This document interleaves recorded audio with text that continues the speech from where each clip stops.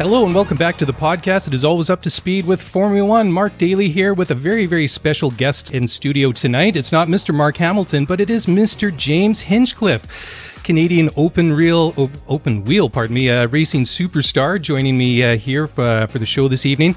James was in IndyCar from 2011 to 2021, securing 6 race wins, 18 podiums, and a legendary pole at the Indy 500 in 2016, in which he achieved an average pole speed of a jaw-dropping 231 miles an hour. James, welcome to the show. How are you? Thank you very much for having me. I'm very well. Appreciate it. How are you guys doing? We're doing great, thanks. We've got a new season of motor racing going on around the globe. It's a great time of year. And you have actually transitioned into a new role as in your professional life. You've stepped out of the car. You've stepped into the booth as an analyst for NBC Sports, covering the NTT Indycar series. How's that been going for you? I mean, so far so good. We only have had the one race so far. I haven't sworn on air yet, so I think I'm doing okay. That's kind of the gold standard they hold you to. But no, it was an awesome opportunity from NBC to join the booth. It's always kind of something I've had an interest in, and I've always sort of thought about, when I hung up the helmet, step into the booth and switch the racing suit for a dress suit and see how it goes. And so far so good. Oh, that's awesome. The one thing I love is when you get somebody that's been there and has gone through their career, and somebody that has like an insight and more importantly has a personality as well. So we're really looking forward to seeing how you progress in this new phase of your career. But as we sit down here, as I mentioned, I mean, it's a brand new season, all forms of motorsport, worldwide, and open wheel racing in North America, Indy, Formula One, Formula E, etc., is really enjoying a renaissance from coast to coast here in Canada and the United States. What do you think we can attribute this renewed interest in the sport in general? I think it's tough to put a specific thing on, one element that's really made that jump. I think all three of the series you mentioned has sort of had different elements that have really helped propel them lately. IndyCar, if you look at it, has really been on a slow but steady, upward trajectory for the last 10 years, really. It's been kind of going in a positive direction in terms of, track attendance, obviously viewership on television, car counts, sponsorships, all those sorts of things have been just kind of slow but steady progress and moving in the right direction, which is great. Formula E, I think, is really tapping into a global consciousness about the environment recently, and a boom in EVs on the road and interest in that technology. And Formula One, which was honestly pretty stagnant in this continent really for a long time, has enjoyed a bit of a resurgence with Drive to Survive, the Netflix show. So I think there's been different elements contributing to each of those, but I'm a firm believer that rising tides lift all ships, and so if IndyCar is doing better, that's good for FE, and if Formula One's doing better, that's good for IndyCar, et cetera, et cetera. So for me, as a race fan, more than anything, first and foremost, it's great to see all three of these series really enjoying growth. Yeah, absolutely. And the key to growth is keeping the sports stable, and of course keeping the sports stable is having talented drivers of all ages, but especially bringing new drivers into the sport. And we're big supporters of Matt Clark. He's another young Canadian driver. Of course, we got 2 Canadians in Formula One with Lance Stroll and Nicholas Latifi. But just going back to young guys like Mac, what do you think? We're not a small country, Canada, but population relatively we are. But what do you think a country like Canada can do to develop young drivers like Mac or others that have the potential to reach these more elite levels of motorsport? I think that Canada does a phenomenal job in producing top-level racing talent when you do consider our population in comparison to, countries obviously like the United States or even the UK. Is obviously known for pumping out a fair few number of racing drivers. And it all starts at the grassroots level. I really do believe that the strong go-karting culture in the country is huge. And that's something that now that I've hung up my helmet, I also want to get more involved in. Is really starting at the bottom level and helping kind of develop young Canadian talent. I know Mac very well. I've been helping him out, kind of been mentoring him and his family a little bit, trying to get them as far up the ladder as we can. not the first Canadian we've working with Devlin DeFrancesco in the IndyCar series as well, just trying to help keep Canadians at the forefront of motorsports. Like I said, I think we do a really good job when you consider, the size of pool we have to draw from, but we can always do better. And that's definitely a big focus of mine going forward, is just helping people learn from the experiences that I've had, getting to that level and having a career at that level. I didn't have that person when I was coming up. So it's sort of my way of trying to give back a little bit. My dad and I really just figured this out on our own. And there are a lot of things I wish, I could have asked somebody that had been through it. And, I want to be that for these young drivers and their families trying to make it in racing. So, James, what advice would you give to parents out there that are trying to get their kids into karting or any other, say, entry-level motorsport? Well, if they're trying to get their kids into karting, I would say buy a tennis racket or golf clubs. If the kid already likes go-karting and racing, that's a different story. It's obviously it's an immensely challenging, sport to tackle. The barriers are huge, and the amount of work you have to do off track just to put yourself in a position to be on track to show what you can do in terms of, raising the financing and the sponsorship and all that. It's not for the faint of heart. So the best advice I can honestly give is don't give up. It really comes down to who outworks who. There are a lot of talented drivers out there, but the further up the ranks you go, I think what you find is talent isn't necessarily what makes drivers fall off the radar. It's their work ethic. If you're not willing to put in the work and slog it out at times when it doesn't seem right or it doesn't seem fair, because it isn't, that's just the nature of the sport, and ultimately it's the drivers that keep at it, don't give up, keep improving themselves, as racers on track, but obviously putting in the work and not giving up off track as well. Those are ultimately the ones that get those opportunities to get into the car and show what they can do. So it's the best piece of advice I can give to any up and coming driver. Yeah, you can never underestimate or underrate work ethic. That's definitely a key component in any aspect of life. So, Hinch, let's talk now about Formula E. So, Vancouver is welcoming the Formula E World Championship to our city for the first time this summer. We're really excited about it. So, you mentioned it just in the opening there, is that you can go out right now on the roads and you'll see tons of EVs almost anywhere you see. So, when it comes to taking those cars off the roads and onto the racetrack, what is it that excites you most about Formula E racing? For me, what excites me the most is just the growth in technology that you've seen over the course of the Formula E series. When the series started, you had to have two cars because the batteries couldn't last a full race distance. A pit stop was a driver coming in, hopping out of one car and hopping into the other. And I'll be the first to admit, I didn't love that element of it. I thought it made it look a little kind of Mickey Mouse. But then the amount of interest that this series has drawn from teams, from tech companies, from auto manufacturers, and then obviously from drivers as a knock-on effect has been outstanding. And to see how those cars have developed in terms of, the length of the battery life, the power of the batteries, the look of the car in general, that development has just made it a full-fledged, awesome, exciting open-wheel racing series.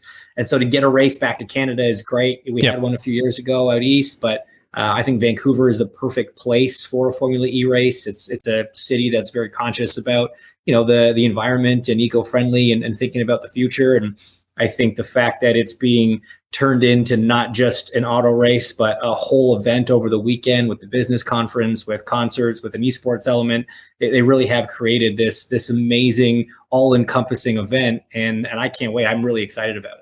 I was going to ask you, because when it comes to Formula One, to IndyCar, to whatever racing series it is, they all have their own unique identity. They have their own, own special feel to them that really makes them different from each other. But what do you think that it is that makes Formula E so special? Is it just some of those things that you just mentioned and alluded to, or is there's something else that we haven't discussed yet? Well, no, I do think a lot of it is the technology side of it. A lot of what made Formula One so popular way back when was it was cutting edge technology. It was where road car technology was really being developed and refined. A lot of tricks that were born on the racetrack have ended up in everyday road cars. And as the road car industry shifts towards a bigger EV section, that need exists on the racetrack. racetrack to give these manufacturers this really cool outlet for R&D and designing new parts and evolving this technology. So for me, as a nerdy race fan, I think that's awesome. Yep. The fact that from a driving standpoint, it's a very different thing to drive than any other gas-powered car. The way the engine behaves and reacts, the way that you have to kind of conserve and manage your own regen and the regeneration of the battery as you drive. That's a concept that doesn't exist in IndyCar, NASCAR, sports car racing. So it's very unique in a lot of ways and very challenging in a lot of ways. And you look at the level of team and manufacturer and driver that have been attracted to this series, it just shows that it's the real deal. Yeah, absolutely. And the thing is, I mean, with Formula E, it's they finally put down some roots. They're established now, but they're still the new kid on the block. What do you think that they could learn from other racing series, but also flip it around? What could, say, another racing series like Formula One or IndyCar or whoever, what do you think that Formula E's done right that they could maybe pass on and model to other racing series? Well, I mean, I think all motorsports is really fueled by manufacturers. That's sort of the first key component. And if you look at the number of manufacturers that are involved in Formula E, they're doing something right. We have 2 in IndyCar. I think there's 4, engine manufacturers in Formula One. But there's more than that in FE, and there's been a lot of interest from across the board. So I think that's certainly something that other series can learn from. Thinking of ways to attract and engage, manufacturer interest. And again, like I sort of touched on before, it's more than just a motor race, right? You have to make these races events. And I think that the race in Vancouver is going to be really a new standard. I think it's going to set a standard even in terms of Formula E events for what other motorsports series can look at doing for their race weekends, because it is about so much more than just a motor race. There are so many things that are fighting for people's attention and people's, disposable income dollars these days. You've got to give them the best value for money, the best bang for their buck, and incorporating all these different elements, like we're doing here in Vancouver over Canada Day weekend is, I think, the best way to do it. Yeah, that's great. And you've actually stolen the words right out of my mouth, because you've already started leading in that direction. So we've really sort of painted a bit of a backdrop of where Formula E is and some of these different things. But people are saying, guys, come on, get to the weekend itself. So what can motorsports fans expect to see in July, like just for the whole event? I mean, it sounds like it's going to be fantastic. Well, yeah, I mean, when it comes to the action on track, there's kind of 2 main things that we're doing here in Vancouver. And first and foremost, we've touched on something that was very successful in the IndyCar series, the Long Beach race for a long time, which was a celebrity race. So we have an electric car. It's a little 3-wheeled. It's called a solo car, single seater. And we're having 12 celebrities come out, and they're going to put on a little bit of entertainment for everybody on Friday on the track. This should be fun. And so that was always a highlight of the Long Beach race. So I know that's going to be very popular. There's going to be a lot of names that Canadians know, certainly, and it's going to be a real fun thing to be a part of.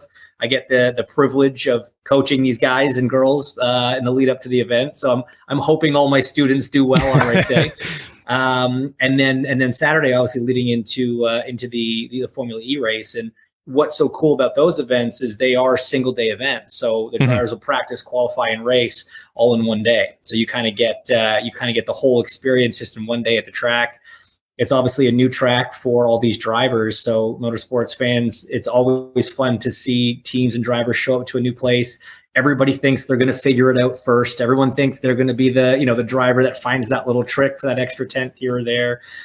So you're going to see drivers probably making mistakes in that first practice. There's going to be a lot of action, I know. And then, yeah, I mean, the races sort of speak for themselves. If you've been a fan of the series for whether it's been multiple years or even just since the start of this year, there's been some truly exciting races, and interesting to see sort of the ebb and flow between different teams kind of dominating one event versus another, and sort of how that goes. It's certainly not one of these series where 1 or 2 drivers are winning all the races. So it's going to be exciting from start to finish.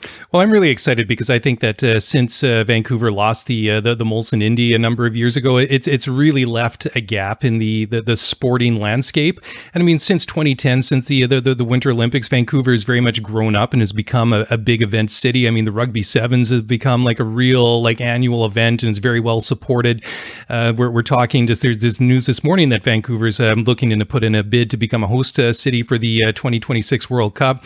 And I mean, mean, I think that Formula E it just fits perfectly into that broader picture of the sporting environment here, and it's wonderful. So looking ahead, just generally speaking now, not just about the Vancouver event, but Formula E in general, where do you see the series going over the course of maybe the next 5 or 10 years in the medium term? Well, I mean, first, I just want to echo your thought that, motorsports has been craved, I think, in Vancouver since we lost the Indy. And I know that was a massively popular event for everybody in the series and for everybody in the city. So it's so exciting to be able to bring, motorsports back to downtown Vancouver. And, it's an interesting question, that you pose about the future of this series, because you look at the growth and development over the first, 6-7 years, it's exponential. So it's crazy to think where this really could go from a technological standpoint, not just from a physical standpoint in terms of, what markets do I think they can find races in. There is no place on earth that is untouched by, the need to be a little more energy conscious and eco-friendly. And so I think that there is an appetite for this series everywhere. But, the plan is, and the hope is, that we can, firmly make the Vancouver E-Prix one of the most exciting on the schedule, and one that's around for the next 5 or 10 years. And then even just moving forward, I mean, obviously we've got Formula E here in Vancouver, but what about across the country? What do you think, where else could we see potential races, or where would you like to see other Formula E events across the country? I mean, we got a big country, lots of beautiful places to host motorsports, but I'll put it to you. I mean, I'd obviously love to see one back in Montreal. It'd be great to have one in Toronto.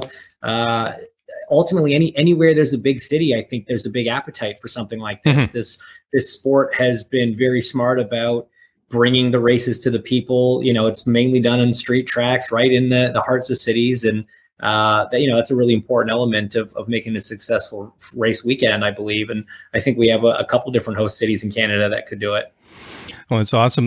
Let's shift now to a bit maybe of a lateral discussion. But as we were just talking at the top here, obviously the racing series are starting again across across the board.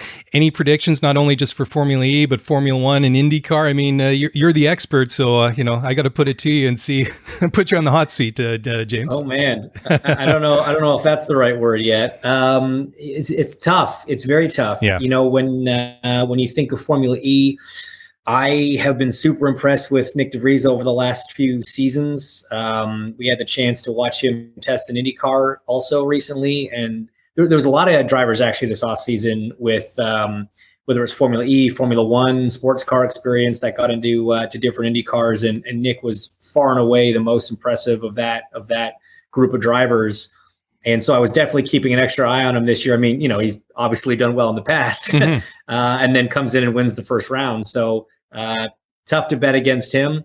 I hate to sort of carry on the tradition of betting on former champions, but Alex Palou in IndyCar, I think, has done an immense job over the winter. He did a great start to the season in St. Pete, very competitive when it counted, dug themselves out of a bit of a hole at the start of the weekend to bring off a very strong podium finish there. And when you look at what he did last year, he seems unflappable. So as long as the car is still capable, and Chip Ganassi Racing is certainly known for providing capable equipment, I think he's going to be very tough to beat. And in Formula One, man, who knows? That one is it's wide such open. An exciting year, right? Yeah. For the first time in almost a decade, who knows? Yeah. Any one of the last few years, you probably could have picked one of two people that were going to win the championship. But now it truly is up in the air. I think I've been watching testing pretty closely, like most motorsports fans have, and we can all only hope that Mercedes is actually struggling as much as they're saying, and it's not just the lip service they always give in March. Yep. But we'll see. I think either way, we've been treated the last year to one of the best seasons that I can certainly remember, and I think this year will be just as exciting. in a different way, in the sense I think there's going to be a lot more drivers capable of regularly fighting for wins, and it won't just be a great battle between two drivers. I think it's going to be a great battle between, three or four, hopefully. It must be so difficult for these drivers because, I mean, in Formula One, for example, they've basically been evolving the same basic design of the car over almost basically a decade, and now they've torn that up and they've come out with something completely new. I mean, for a driver, and I mean for the engineers and everybody else back in the pits and back in the factories, it's completely different. But for somebody that's in the car, how do you work through something like that? It must be very, very challenging for a driver. It's challenging, but it's so exciting. Drivers love getting new cars, unless you had a super dominant car with the last rule book, so maybe Lewis and Max wish not much had changed, but the other 18 drivers are thrilled, that they've got a new toy to play with. And for sure, it's going to be frustrating. There's going to be a lot of frustrating days at the racetrack for the drivers and the engineers as they try to, figure these things out, because this was a very significant rules change for them. Mm-hmm.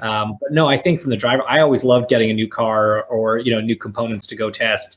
It's such a fun part, developing a car and steering the direction of a setup development is always, I think, a fun challenge. So most of the drivers are, out of their comfort zones a little bit, but that's ultimately what separates the good from the great. So I think it's going to be a lot of fun to watch. Yeah, totally. And James, before we wrap it up, I have to ask you this. I want to get some insight on this.